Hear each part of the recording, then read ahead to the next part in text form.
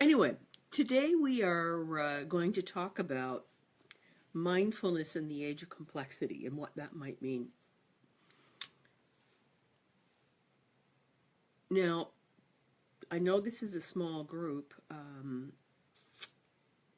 because I had a number of my usual folks that come on tonight are traveling or had other commitments, and so they'll be catching the replay. So what I thought I would do tonight is put out a series of ideas. I also have found a really cool mindfulness questionnaire that is available to the private Facebook group. I put it up there probably about 15 minutes ago. And it's a good way to check the 5 different areas in which mindfulness is measured. And it was written by a woman by the name of Dr. Ruth Bear. And she has taken 5 separate mindfulness assessments and put them together to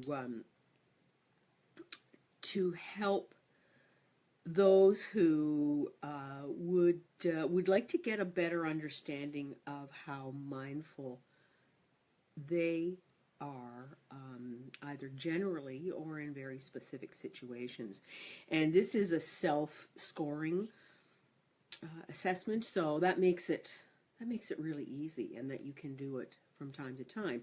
It also, what I think is even more valuable than the assessments are always sort of slice time focused, but is the questions that are asked in the questionnaire to help you think about whether you're currently in a mindful state. So the first question that I wanted to ask is, hi Jean. The first question I wanted to ask is that, we know that mindfulness, it's kind of everywhere. And that's a little bit exciting and a little bit irritating at the same time. I've been involved in mindset and mindfulness, and I'll refresh your memory on why I interchange the term mindset and mindfulness quite frequently. That I've been involved in this for many, many years, and it actually, I think, stemmed out of my work in emotional intelligence. That as a therapist and also as a leadership coach, I do a lot of work. The therapy cat's back.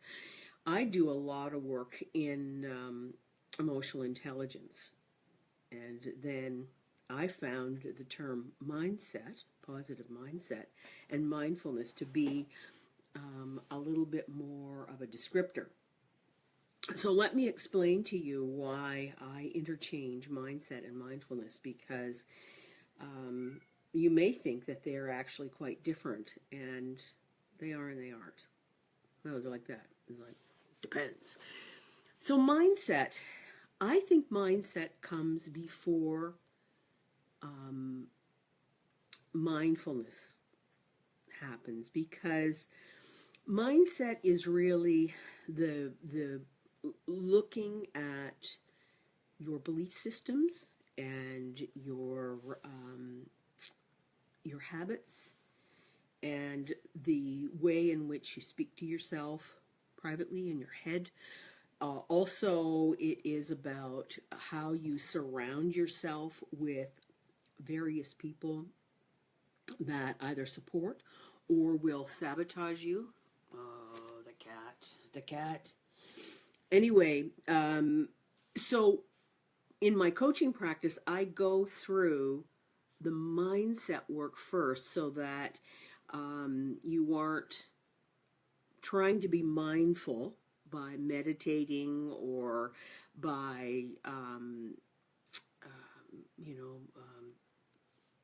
a series of different things, a series of different activities that support mindfulness. and your head is going a million miles an hour. And then, of course, then you get really critical and say, like, oh, for God's sakes, I can't even do this. I hear so many people talk about when, that they don't like meditating because it just makes them feel like a failure, because they can't stop the talking, they can't stop the comments, they can't stop the critique of that, the miserable sod that sits in your head. Well, nobody can. And, nobody's expecting you to be able to do that all the time. But, I certainly, there was a period of time where I was experiencing debilitating anxiety.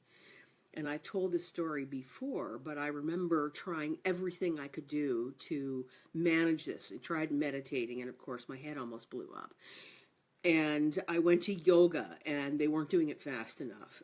And I read everything I could get my hands on, because that's how I roll when something is not right. And it wasn't going anywhere, because I hadn't really tackled some of the beliefs that were actually sabotaging me. Every time I was trying to make a few steps forward, I was getting sabotaged back.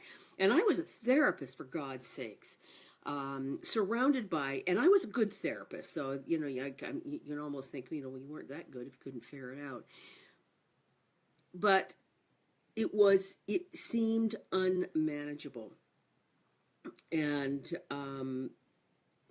that's when I started taking a look at the mindset work, and how you have to really understand what's driving some of these forces in your, these voices in your brain, rather than just the monkey brain wanting to completely. Oh, hi, Wa. How are you? Anyway, so that's why when I talk about mindset, I talk about mindset to mindfulness, so that once you have an understanding, and we are always a work in progress. It doesn't matter. I've been involved in this for a very, very long time, as I've talked about before on other segments, where my background is as a therapist. And then I moved into I called it corporate coaching or corporate therapy, but the working with leadership development and managerial development. And I do love working with middle managers and frontline managers, because the impact they have on people is so significant. So that's the essence of the mindset to the mindfulness.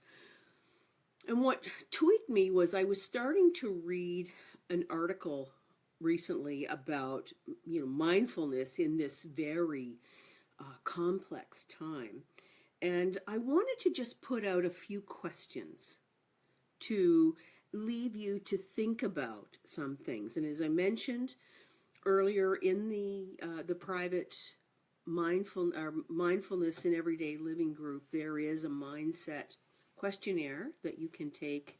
It's free, and you can self-score it, so you can have a look at it.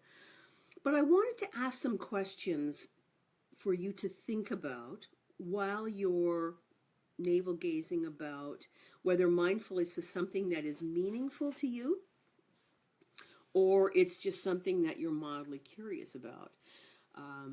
I have embraced mindfulness to manage a very busy monkey brain that I have. I'm one of those, like, squirrel. I'm everywhere. I have a huge amount of energy. I have a huge amount of thoughts. I have a very wide background in things I love to do, and if I can't manage my thought processes and my focus, then I'm just an ADHD crazy old woman, which I don't want to do that. Not interested in doing that. So of the people that are in and around this group, and as I mentioned, that I do know that we do have a number of people who are following up on the recording, because Monday night apparently is a very good night for TV. So I'm competing with TV. Anyway, let me start to ask a few questions. Hi, Lynn. Hi, Lynn. And there's Deb. Hey, Deb. Is mindfulness something that you are actively working on a moderately regular basis? Would you give me a thumbs up or a heart or something if that is the case? I know that there is also a delay, because I can see that on the screen. So I have the video that's playing on the screen. Oh, thank you. Okay, I see. There's the. So we have some people who it is something. Is mindfulness now, because you're here in a mindfulness Facebook group? You must have. Yep, Deb's interested. Do you use any tools like meditation or journaling or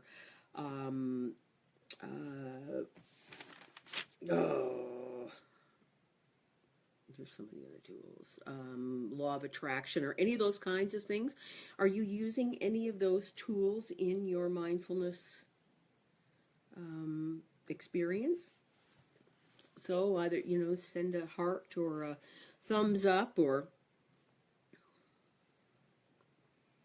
meditation is usually the most common way in which people approach mindfulness. I went out for a walk with the big dog after dinner tonight, and spring has hit southwestern Ontario. And Juan meditates twice a day. Excellent. Excellent. And I was doing what would be called a walking meditation, where I was listening to birdsong. And it was a very joyous kind of thing, because in the winter, when it gets very, very cold, you just, there's a wee bit, but there's not that much that, and visualizations, excellent. Yeah, that's another wonderful tool for mindfulness. Those are anyway. So I was walking, and it was just a lovely, lovely break to listen to all the different birds, and that's all I was paying attention to. That and the dog. All right. So here's the first question. Do you think that technology makes it more difficult or easier to be mindful?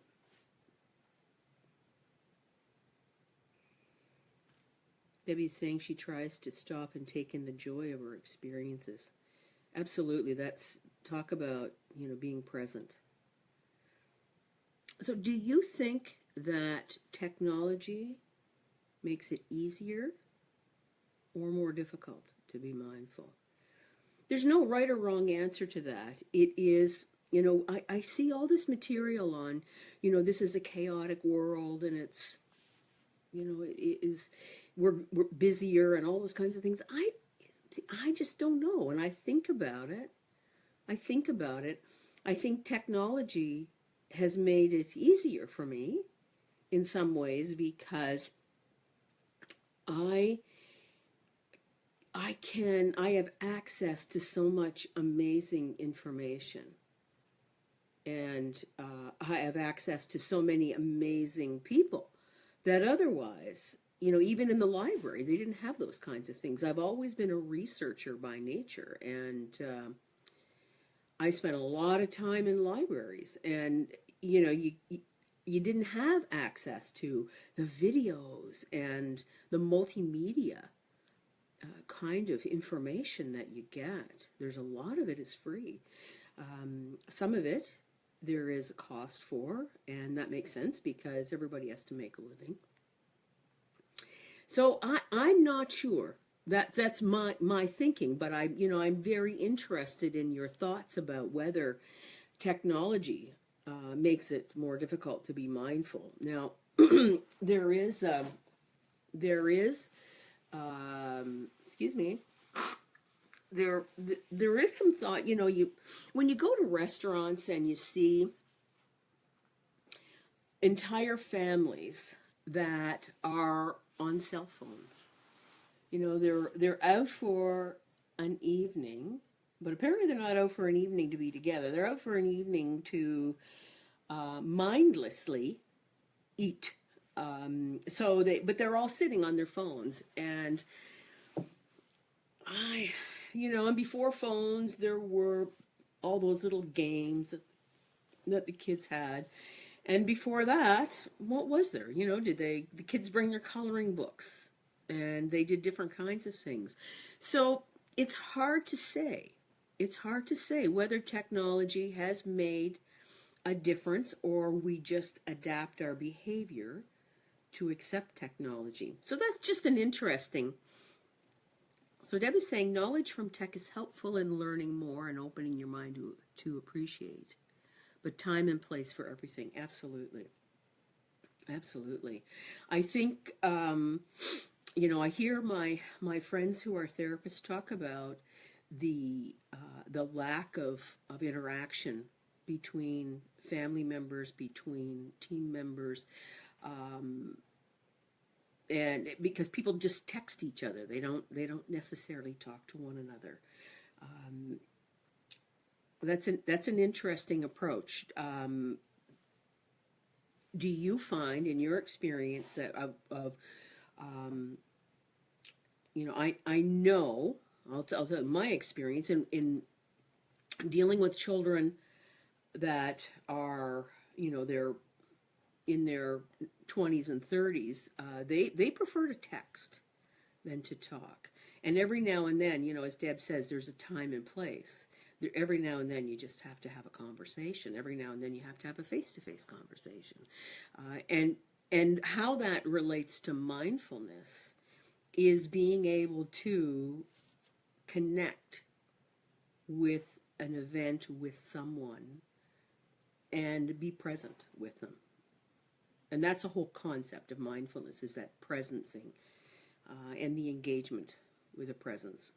So that's a question.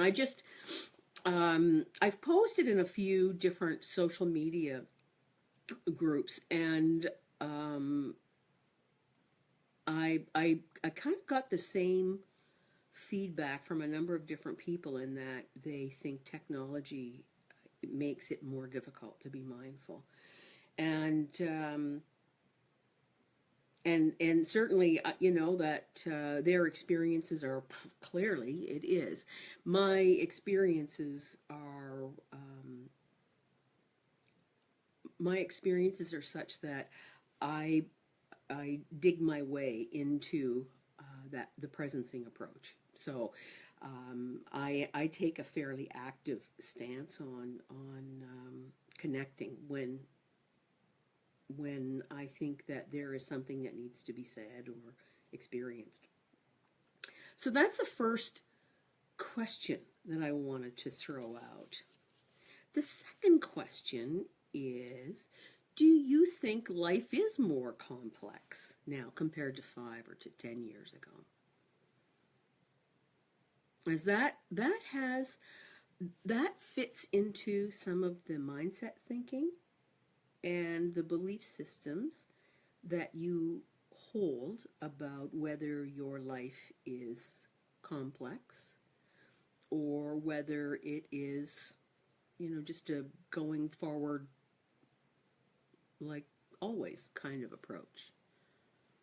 I'm very interested in it's part of the frustration of Facebook Live is that I'm talking at you, and although you can type and do different kinds of things,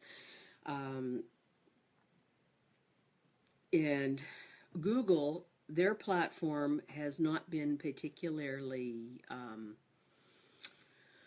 reliable in, when you have smaller groups of conferencing people where people can actually talk. Because that, I'm actually itching to have a conversation about some of these topics. I've been thinking on these questions, and I'm my life is my life and how I choose to live it, but I'm very interested in how other people approach some of these ideas, and whether you think life is more complex or not. I'm kind of always amazed that things are a lot easier in some ways than they used to be. Debbie's saying retirement helps with things being simple. Yeah, for sure. But it was so much more time consuming to do some things before.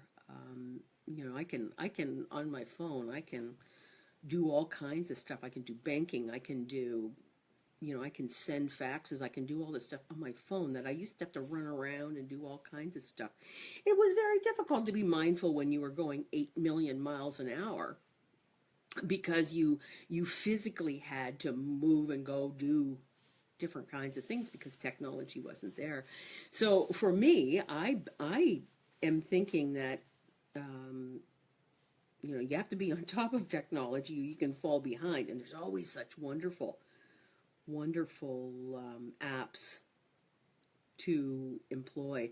I'm going to be moving all of my boxes and boxes of photographs. I'm going to be taking pictures of them on my phone.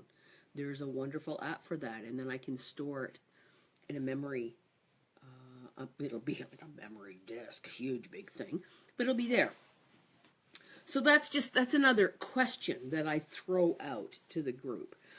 And the last question I want to ask you is, do you find, or can you make a link between mindfulness and innovation or creative thinking?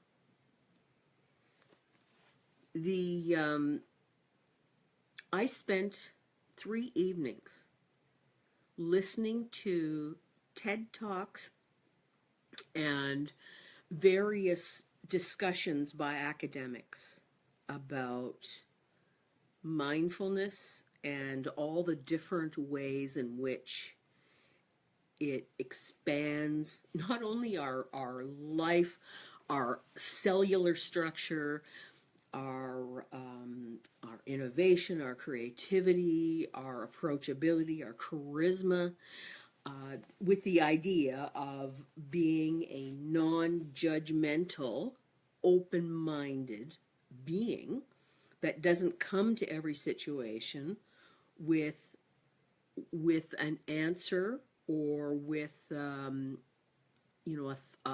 conversation stopping opinion. And